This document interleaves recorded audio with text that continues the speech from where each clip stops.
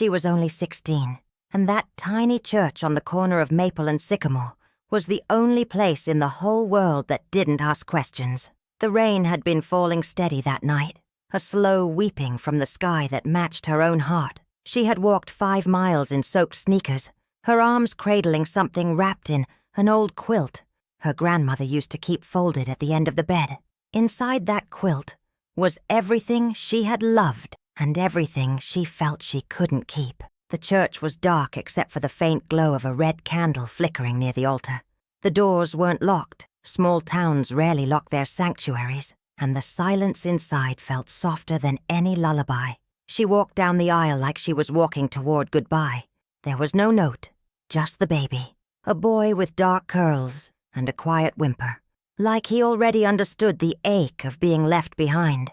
She laid him gently in the wooden cradle near the nativity scene, the same one the town used every Christmas. It was still out, even in February. She touched his cheek, whispered his name, and then she ran, out into the rain, out into the world, out of that version of herself who believed she didn't deserve to be a mother. If you've ever felt the world gave up on someone far too soon, then come sit with me, my dear. This story is about lost babies, found hearts, and a second cradle. Her name was Lacey, but back then, she didn't correct people when they called her kid or sweetheart, or just looked past her altogether. After she left the church that night, Lacey didn't go home. Not that she had one. Her stepfather had locked the door behind her the day her belly started to show. Her mama, she'd stopped speaking 3 months before that, just stared at the TV like nothing outside it was real. So Lacey walked until her legs trembled and her teeth chattered. And then she found it, the Bluebird Motel, right off the highway. Half its neon sign was flickering. The other half was out for good. She had 40 in her pocket and a backpack with 2 changes of clothes, a diary she hadn't written in since October, and a photograph of her baby, just born, just breathing, wrapped in that same quilt. Room 6 smelled like bleach and old cigarettes. The heater clicked but didn't warm. The curtains had been torn clean off, but the door locked, and that felt like something. She lay on the bed and stared at the ceiling. Her chest felt hollow. Her arms felt too light. She turned her face to the pillow and screamed, but no sound came out. Not really. A few doors down, a man sat alone in room 9, tall, neatly dressed, hair going silver. He looked like he didn't belong there, but he never said a word to anyone. Just checked in with cash once a week. No name, no questions. Folks at the desk called him the professor, though he never taught a thing. He heard her crying that night, but he didn't knock. Not yet. Lacey didn't sleep. Her body was still, but her soul was pacing. She kept hearing the softest echo, like a cradle creaking in an empty church. At 3:14 a.m., she opened her backpack, took out the photograph, held it close, rocked herself like she used to rock him, and then she did something she hadn't done in months. She prayed, not for forgiveness, but for a second chance. And just then, a soft knock came at her motel door. The knock came soft, like someone afraid the sound might scare her away. Lacey froze on the edge of the bed, her eyes wide, her fingers clutching the photograph like a shield. The clock on the nightstand blinked red, 3:15 a.m., and outside the rain had turned to mist. Everything felt paused, like the whole world was holding its breath. She didn't speak, didn't move, didn't breathe too loud. A second knock followed, just one, then silence, then a voice, low, gentle, measured. "I'm not here to bother you, just left some food." She waited, listened, footsteps, slow, retreating, fading down the cracked concrete hallway. She opened the door just enough to see the tray, a bowl of soup, still warm, a slice of bread, a folded napkin with no note. She stepped outside barefoot, the cold biting through the motel's welcome mat, looked down the hallway. Room 9, the one at the end, clicked shut just as she turned her head. She took the tray in, sat on the floor, ate like she hadn't eaten in 2 days, which she hadn't. And with every spoonful, something inside her softened, just a little. When she finished, she rinsed the bowl in the bathroom sink, placed it back on the tray, and opened the door to leave it outside. But something else was waiting now, a small thermos of coffee, and next to it, a note, in neat square handwriting. You don't owe me anything, but if you ever need a ride to town, room 9. She stood there in the doorway, barefoot, shaking. She didn't cry. Not yet, but her knees almost gave out, because in a world where everyone had taken from her, someone, just once, had offered something and asked for nothing. She went to sleep that night with the thermos in her hands, and when morning came, she found herself wondering, why would a man like that be staying in a place like this?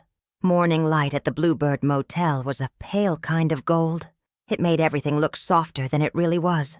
Like even the cracked linoleum and faded wallpaper had a second chance under the sun. Lacey hadn't slept long, but it was the first time in weeks she'd woken up without dread crushing her chest. She sat up slow, wrapped the quilt around her shoulders, and reached for the thermos again. The coffee was cold now, but she sipped it anyway. There was something about the way he'd written the note. Precise, kind, almost too careful, like a man afraid his own presence might be too loud. She ran her finger over the outside of the thermos, and that's when she saw it, etched into the bottom. W.H. Marchand, not scratched, engraved, like a monogram.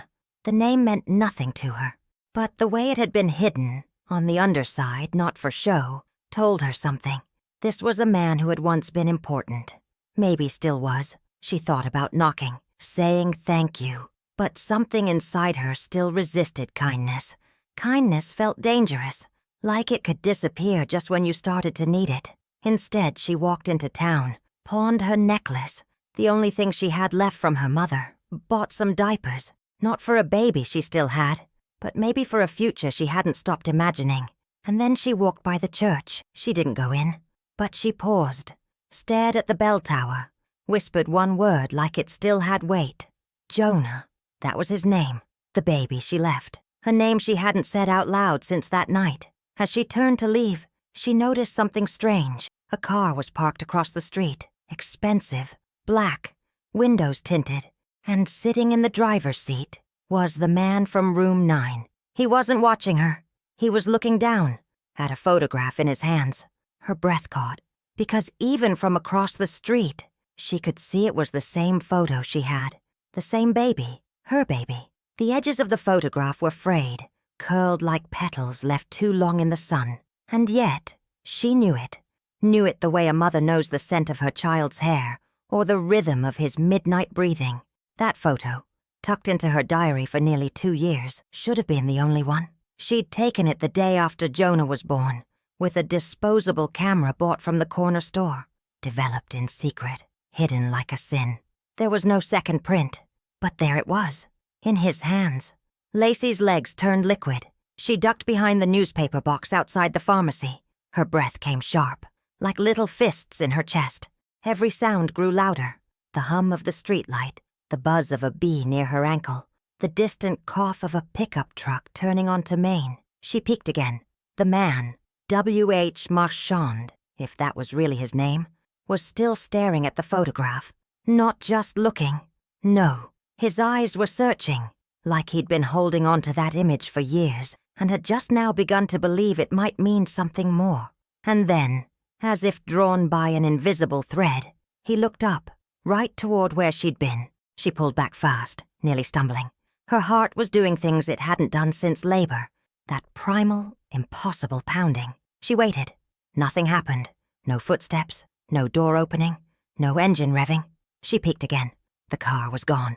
Just gone. She stood there for a long time. People passed. A child asked his mother for ice cream. An old man adjusted the flag outside the post office. But for Lacey, the world had stopped and started all at once. Why did he have that picture? Had he followed her? Did he know? And most of all, did he know about Jonah? Back at the motel, room 9's curtains were drawn. The tray from the night before was gone. No new note, no thermos, just silence. Lacey sat on the edge of her bed until the sun sank low, her fingers brushing the quilt that once swaddled her son. That night, she opened her diary, and for the first time in years, she wrote, "Someone saw him. Someone still remembers. But why me?" She didn't sleep, but around 4:30 a.m. she stood up, put on her coat, and walked barefoot to room 9. She knocked once, then twice. No answer. She turned to leave, and found something on the ground just outside his door. A single sheet of paper, typed, folded, left like a message between strangers who couldn't quite speak. She opened it, read the words twice, then 3 times, and still, her knees buckled from underneath her. It read, 20 years ago, a baby was left at a church in Rosefield, Illinois. I think that baby was me.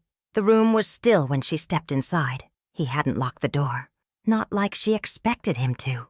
Lacey stood there, one foot just past the threshold, the other still clinging to escape. She didn't speak, just listened to the hum of the overhead light, the creak of old floorboards, the sound of breathing that wasn't hers.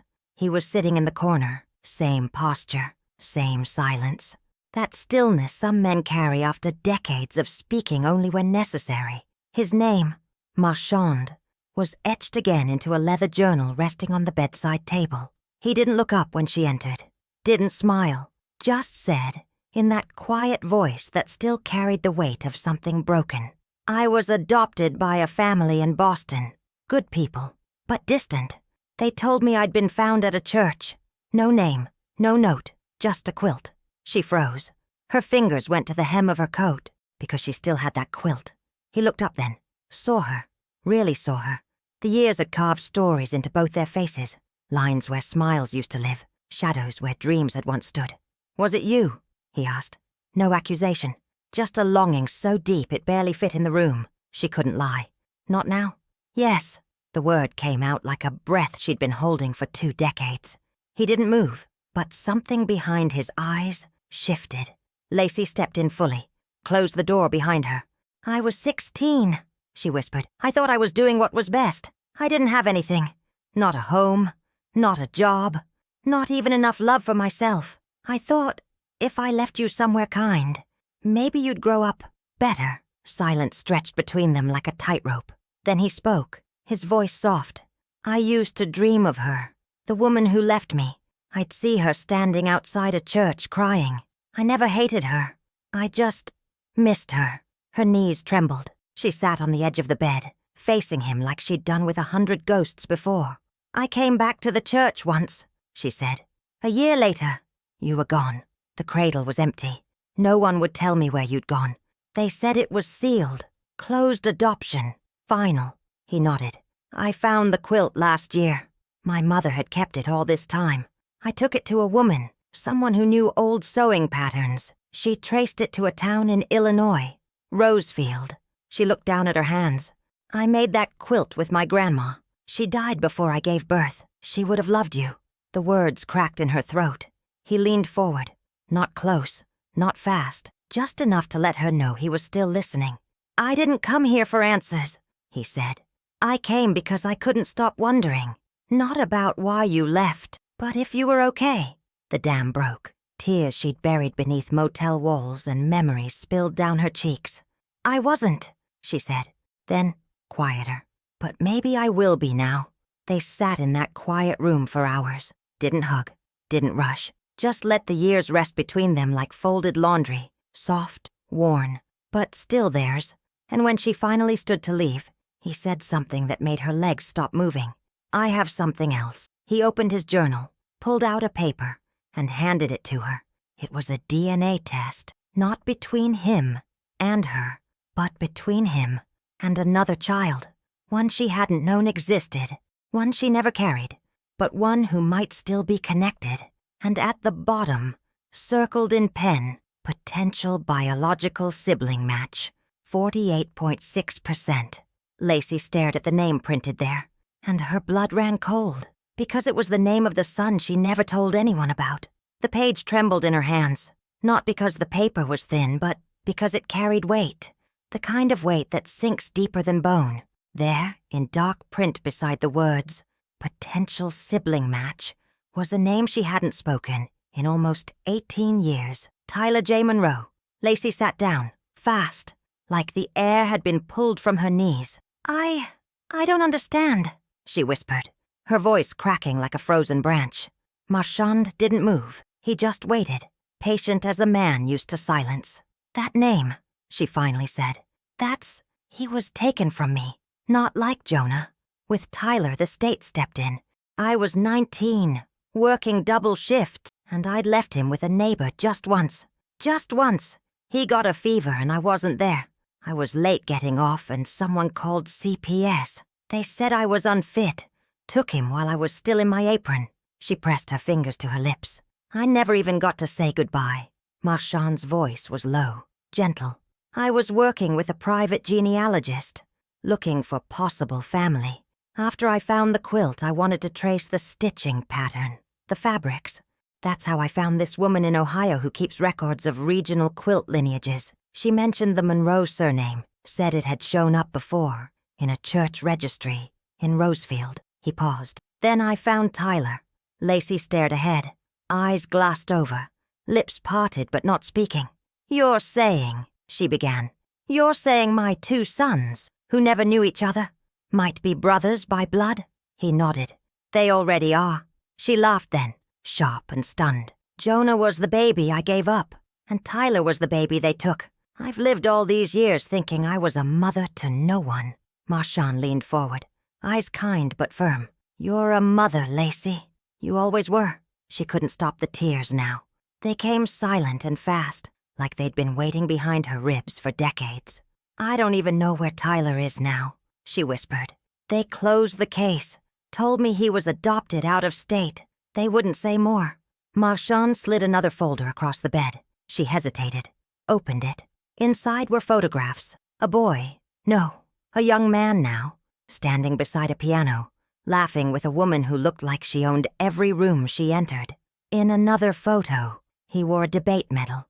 In another, a graduation gown. "Private school," Marchand said. "Suburban Virginia. They raised him well." Lacey touched the edge of the picture, afraid her fingerprint might smudge the boy's smile. "You found him," she whispered. "But why?" He didn't answer right away. Then he looked her full in the eyes. "Because if I were lost, I'd want someone to come looking." And just then, something broke open inside her.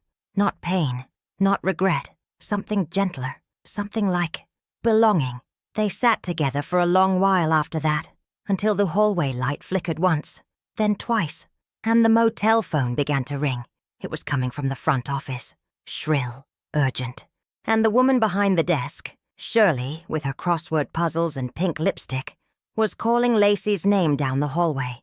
Her voice shook. "It's the hospital, sweetie. They said your name was listed as an emergency contact." Lacey's heart dropped. "Jonah," she whispered. The hospital was 30 minutes away. They made it in 18. Marchand drove like a man with something to lose now, hands steady on the wheel, eyes fierce in the rearview. Lacey sat beside him, clutching the photograph of Tyler against her chest like a shield, while her other hand gripped the folded note from room 9, now damp with her tears.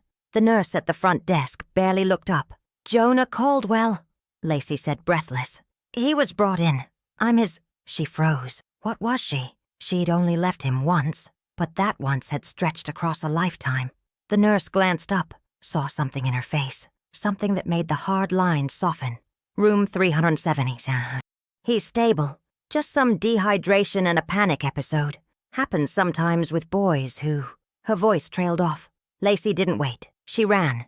Her boots squeaked on the tile floors. Every light above her felt like it was burning through memory. The last time she'd run through a hospital hallway, it had been toward the delivery room, screaming, praying, bleeding. This time she was running toward something she never thought she'd get again.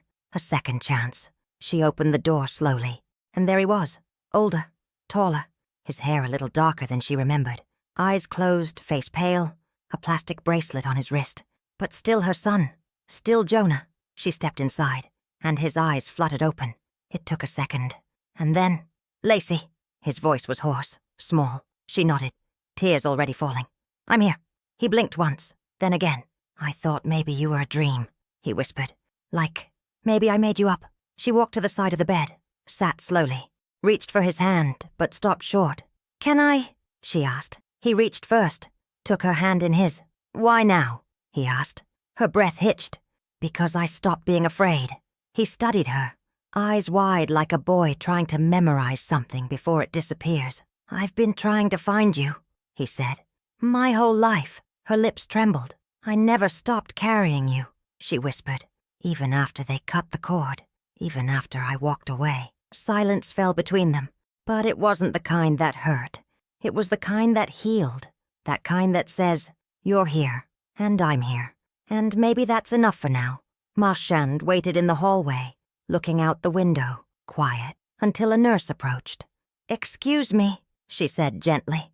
"There's someone here asking for you. Says she knows about the boy." He turned, and there, at the end of the corridor, was a woman in her early 40s, nervous hands, eyes full of questions. She held a folder, and on the tab, printed in faded ink, "Adoption Record, Monroe, Tyler J." Her name was Evelyn. She stood like someone who wasn't used to waiting, but also wasn't in a rush to speak. Her heels tapped soft against the linoleum, and her coat, dark green, wool, with velvet at the collar, looked out of place in a county hospital hallway. Marchand approached her slowly, cautiously. "You said you knew about the boy?" he asked. Evelyn nodded. She held out the folder like it weighed more than it should.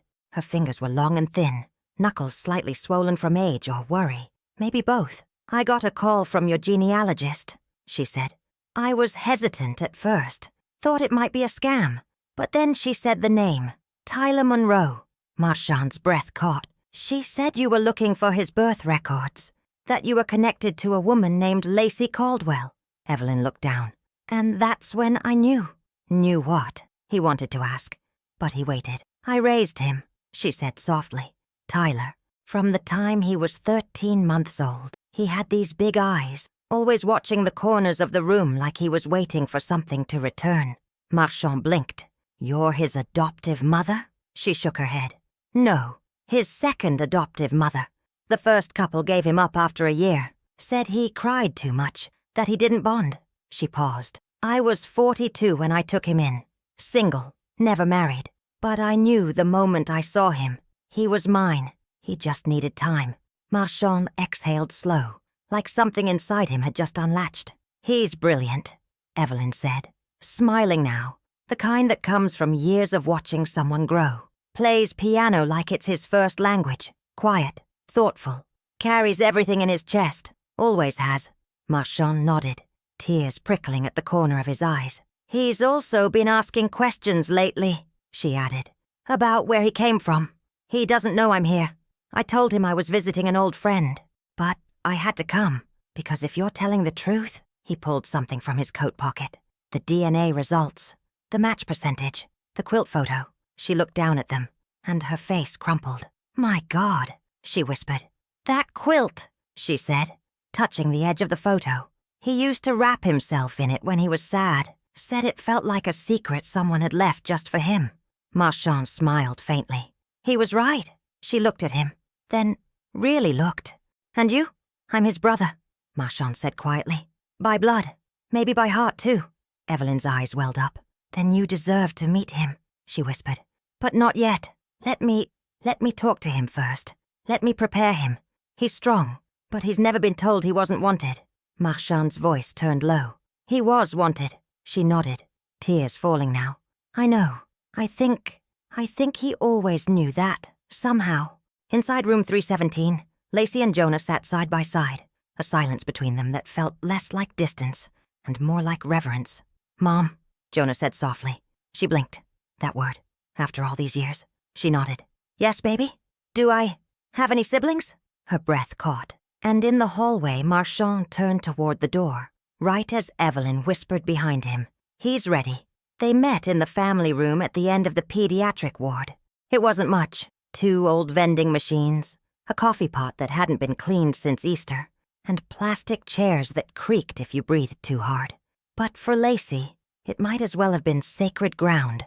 She sat on the left, Jonah in the middle, Marchand across from them, and next to Marchand, Tyler Monroe. He was taller than she imagined, hair the same shade of wheat brown she remembered from his baby curls, eyes that flicked quickly around the room, like they were taking in every exit, every angle. He didn't speak at first. No one did. Jonah was the one who broke the silence. "You're my brother," he said, looking at Tyler, not blinking. Tyler shrugged, then nodded. "Looks that way?" Lacey smiled softly. "I used to hum to you both," she whispered. Different songs, but the same rhythm. I didn't know if it would matter, but I did it anyway. I wanted you to have something of me, even if I couldn't stay. Tyler looked at her then. Long, quiet. You were so young, he said. I read the reports. I was a mess, she replied. But I loved you. That wasn't the part they kept on file. He leaned forward. You tried. She didn't flinch. Every day. He nodded, then looked over at Marchand. You're the rich one? Marchand chuckled. I don't lead with that, but yeah. It turns out tech companies pay pretty well if you don't quit halfway through. Tyler smiled, just barely. I thought you'd be taller. I get that a lot. Jonah looked between them. So now what? He asked. We all just pretend we're a family now? Lacey took a long breath. No, sweetheart. We don't pretend anything. She reached into her bag, pulled out 3 tiny bundles, wrapped in cloth. Inside each one, a square from the original quilt. She handed one to each of them. I don't know what we are yet, she said, but I know what we're not. Tyler looked confused. We're not finished. Marchand blinked. Lacey's voice grew stronger now. We were scattered, torn, forgotten by systems and churches and people who should have helped. But somehow, we still found each other. She turned to Jonah. You're the boy I let go because I thought I wasn't enough. Then to Tyler. You're the boy they took when I was finally learning how to be. And then to Marchand. And you're the boy who came back not to blame me, but to bring me home. The room fell silent again, but this time it was warm, full, a silence that said, something is healing here. Tyler opened his square of quilt, rubbed it between his fingers. This is soft, he murmured. Lacey smiled. It's made from pieces of my childhood. My grandma's apron, the dress I wore the day I first held Jonah, and the old flannel sheet from the room Tyler was born in.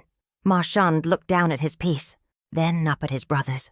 I think, he said, this might be the richest thing I own.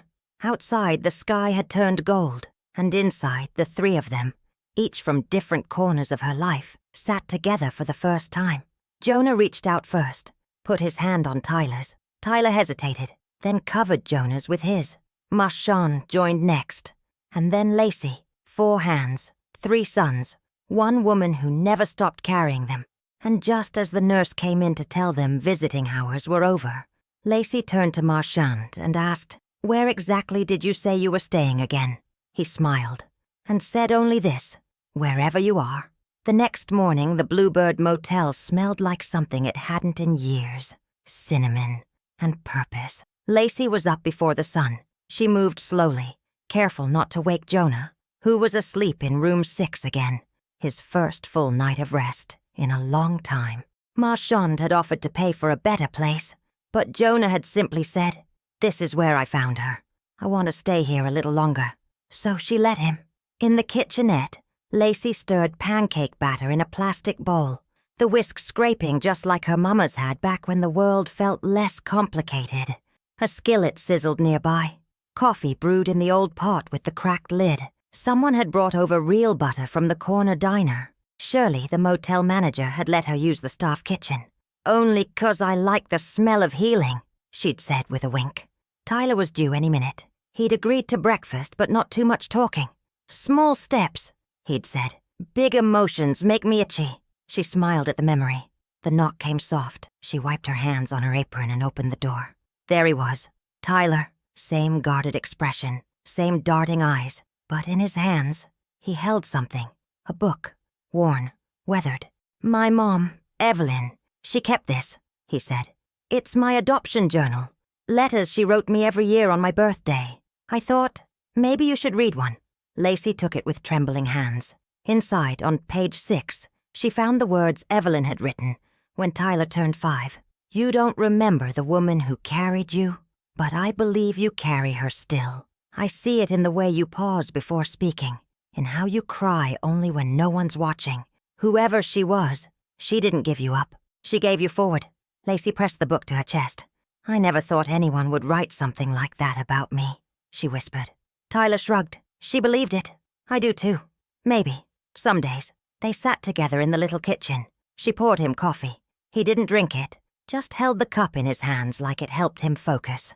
I don't know what I'm supposed to do with you, he said finally, glancing at her from the side.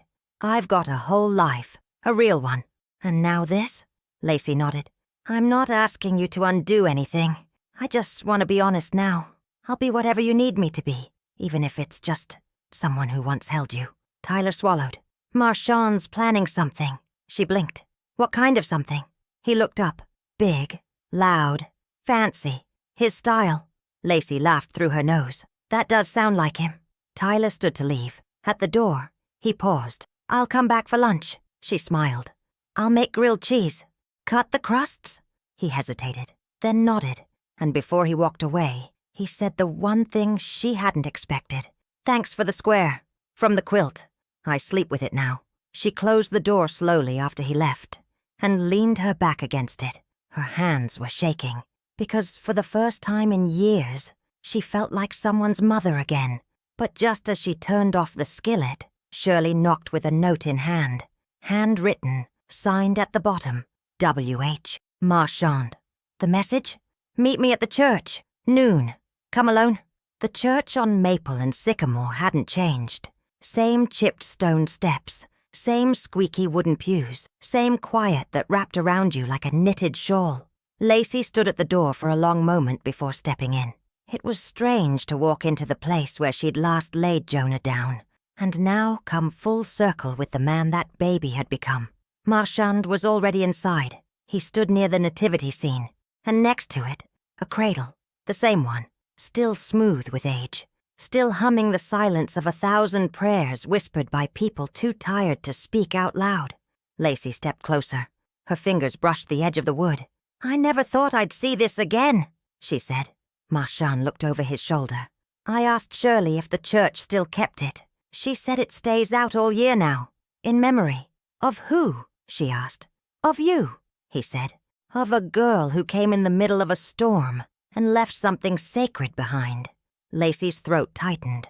I was just trying to disappear. Marchand turned to her. No, you were doing what you thought would save him. That's not vanishing. That's love. She sat on the edge of the first pew, folded her hands. I never expected Grace to come back for me. He sat beside her. I didn't expect to find a mother who would still carry a baby in her heart after 20 years. She smiled faintly. I carried him in more ways than one. Then she paused. What is this really about, Marchand? He took a breath and then handed her a document. Her name was at the top. So was Jonah's. And Tyler's. What is this? She asked, cautious. A foundation, he said. I've started it. In your name. For mothers who don't get second chances. For babies who end up in places like this cradle. For girls who think their stories are already over. Her eyes filled. You didn't have to. He stopped her with a shake of the head. I needed to. Not because I'm rich. Because I finally found something that matters more than what I've built. She looked down at the paper. At the logo drawn in pencil. A cradle. And inside it, not just a baby, but 3 initials. J.M.T. Jonah. Marchand. Tyler. I don't even know what to say, she whispered. You don't have to say anything. She reached out, touched the back of his hand. You found a way to give us all back to each other. His jaw tightened. I just want to build something that doesn't disappear. She nodded slowly. Well, you have. And just as they sat in that hushed golden light, where dust danced like tiny spirits, her voice echoed through the sanctuary. From behind, Jonah, standing in the doorway. He looked at the cradle, then at them, and said, Can we take it home? The pickup truck rattled slow down Maple Road, the cradle in the back wrapped in an old quilt, secured with care. Marchand drove. Jonah sat up front, his hand out the window, catching bits of wind like he was tasting freedom. Lacey followed in her car, Tyler beside her. No one said much, not because there wasn't anything to say, but because some silences are sacred, like the hush of walking through your own past, with the door finally open. They brought the cradle home, not to a nursery, but to the center of the small cottage Lacey had started to rebuild on her cousin's land just outside of town. She'd lived in motels for years, trailers, rooms that weren't hers. But now, this place, 2 bedrooms, crooked porch swing, and a window that caught the morning sun, was slowly becoming hers. They placed the cradle under that window and just stared at it for a while. Marchand broke the silence first. I had it cleaned. he said. But not too much. I didn't want to take away the years. Lacey smiled. That's the only way I'd want it. Jonah stepped closer, fingers running along the worn rails. I used to dream about this, he whispered. Didn't know what it was, but it felt familiar, like wood and warmth and goodbye. Tyler stood at the door, watching, always watching. Feels a little strange, he said, bringing back something meant to be left behind. Lacey turned to him. No, she said softly. It wasn't meant to be left. It was meant to lead us here. She looked at her boys, all three of them, so different, so broken in their own ways, and yet, somehow, still hers. That evening they had dinner at the little round table in the kitchen. Pasta, garlic bread, iced tea with lemon, simple, honest. Marshawn asked about old movies. Jonah told stories from college. Tyler didn't say much, but he didn't leave early either. And before the night was done, Marshawn reached into his coat, pulled out an envelope, faded, yellowed, unopened. Lacey stared, her mouth parted just slightly. I didn't know it existed, Marshawn said. I found it in the base of the cradle, hidden under one of the slats. He handed it to her. Her name was on the front. Lacey, written in her grandmother's hand. Her breath caught. She opened it slowly, carefully, as if the paper might crumble from memory. Inside was a letter, just one page. She read aloud, her voice cracking. My sweet girl, if you are reading this, it means you came back. It means you were brave enough to face what you ran from. And I want you to know, I saw you, all of you. The fear, the ache, the love.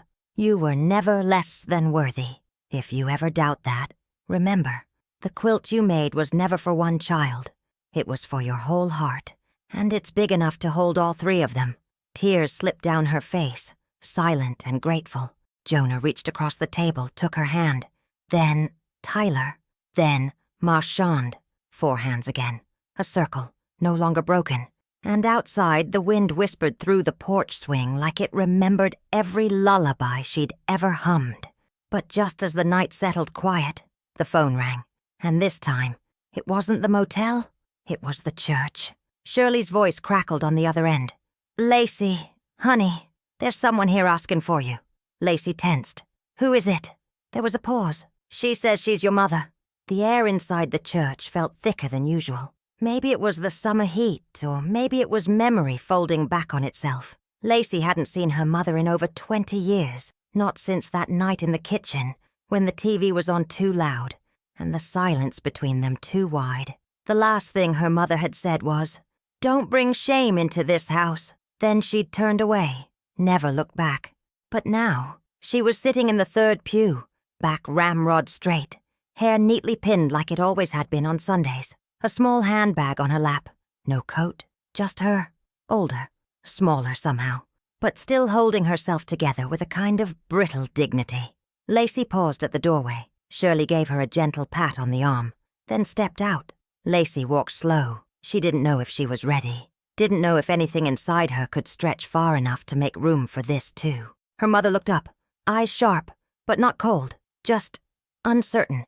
Hi, Mama, Lacey said softly. Silence. Then her mother nodded once. You got taller, she said, voice gravelly from disuse. Lacey half smiled. I was always tall. You just didn't want to see it. Her mother looked down at her hands. I came because I heard about the boy, the one they say's yours. Lacey sat at the end of the pew, a few feet away. No need to close the distance just yet.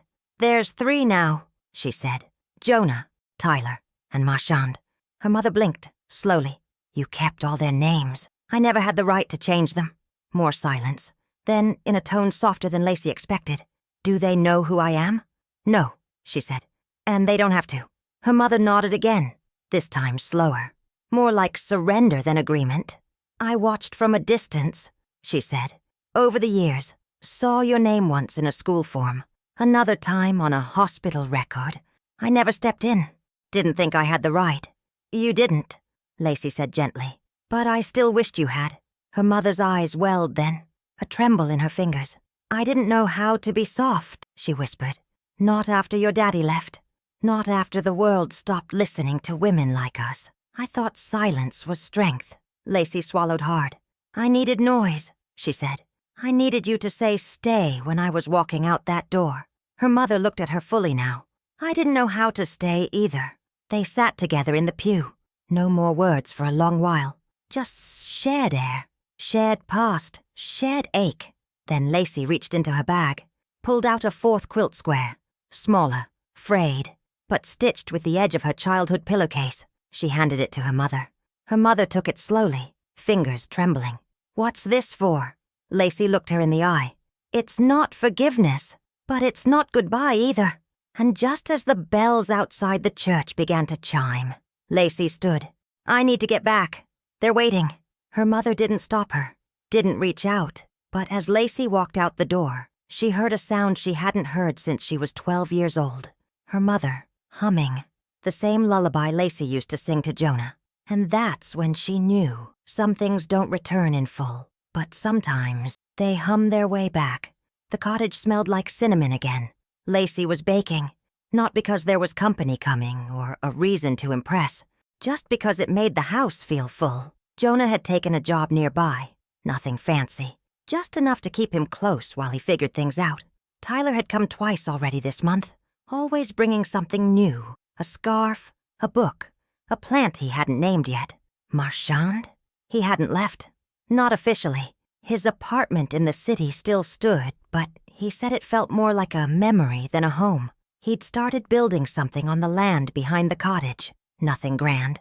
Just a place where boys who had no one could come and stay a while. They called it the second cradle. It wasn't about returning to childhood.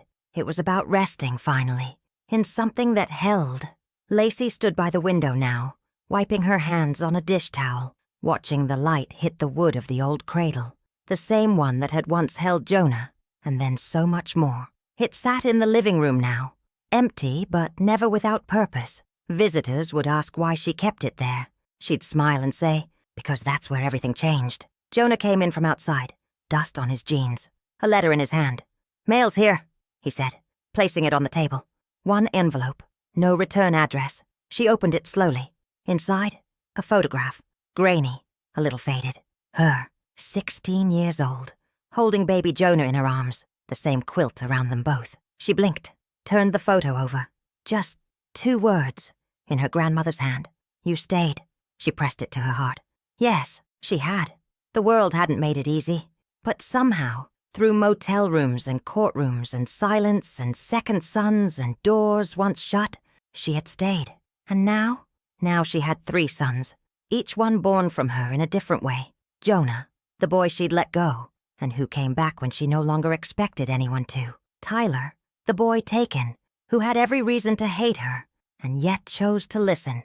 And Marchand, the boy who'd grown in the shadows, searching for a face he'd never seen, and built a future for others, just like him.